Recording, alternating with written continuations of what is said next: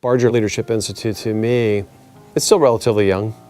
But what I love about it is it's not unlike the airline that I'm part of right now. We're a young airline that's now flying into the second decade.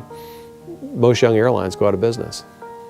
And so this brand that we're pushing forward, that's the same thing we're doing with the Institute or these centers.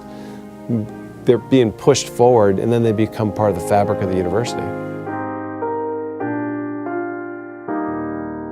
There's so many examples of people who think that they're leaders, but it's amazing. They're driving short-term results, not long-term results. The opportunity to talk through this, to have access to it, situational type of settings.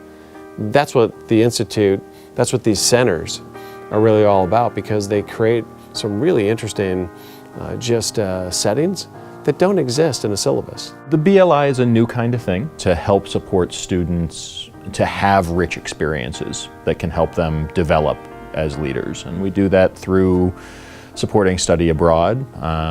We also have what we call a global internship program, which supports students who are not going to take classes but are actually going to work in an organizational setting in a foreign location or in an organizational setting that has global reach. When my father came over, fresh off the boat with $4 as a graduate student in the mid-60s, he looked for comfort, solace, a little bit of home cooking, if you will, and he tried to find some things in the library.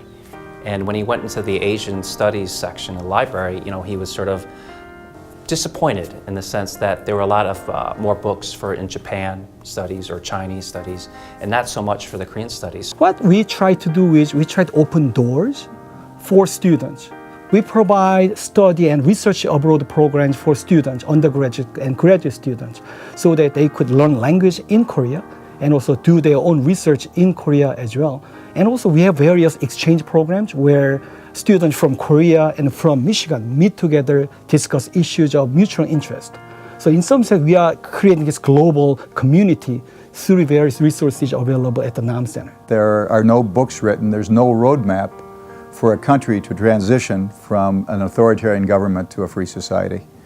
And I realized there was an opportunity for us to help countries that were either in transition or were starting transition by looking at the experiences of countries who had already successfully transitioned. And that's what this center is all about. That's really what my focus was trying to help these emerging democracies achieve free societies.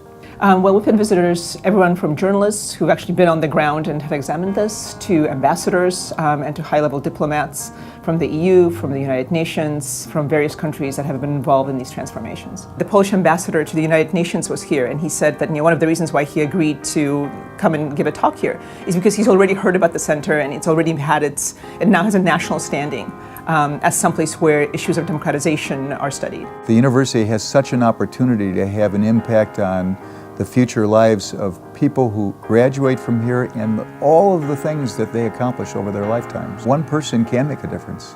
I hate to kind of put it right on the table, but people they always regret that they haven't supported something while they're living, and it kind of happens after the fact. It's in a will, right? It's in some kind of a trust. It's somebody just doesn't have the opportunity to see what's really happening. It's so much fun when you can watch it and participate in it, as opposed to your heirs are reading about it. There are many Korean studies centers in the States, and NAM Center is one of the youngest. But this is the most dynamic and the most fast-growing centers in the States. Michigan is the place where people will find the most state-of-the-art research on contemporary Korea. We were able to secure a very generous donation in the last couple of years from Korean alums. And all of these, I think, initiated by this one person who is really interested in building something new and exciting on campus. That really generates positive signal to many potential donors. And the benefits are for students and faculty and local community in Ann Arbor and actually abroad, around the world. I came here by myself 46 years ago. Now I have 13 of us. Again, with the University of Michigan, if you have a dream, all you have to do is reach out and share that desire. And I think there are enough people here that can make things happen. So it's just not a dream, but it comes into reality. One of the amazing parts about making a donation to the University of Michigan, and specifically to an intellectual center, is that the legacy is a long-lasting one. It's not just, a tunnel or a building or, a seat, but it's a real intellectual legacy that's both very visible and that lasts. It transforms, successive generations of students and thinkers and faculty and, an intellectual agenda. You're not just investing in a building, you're not just investing in, a student, you're investing in a whole generation and a whole intellectual legacy.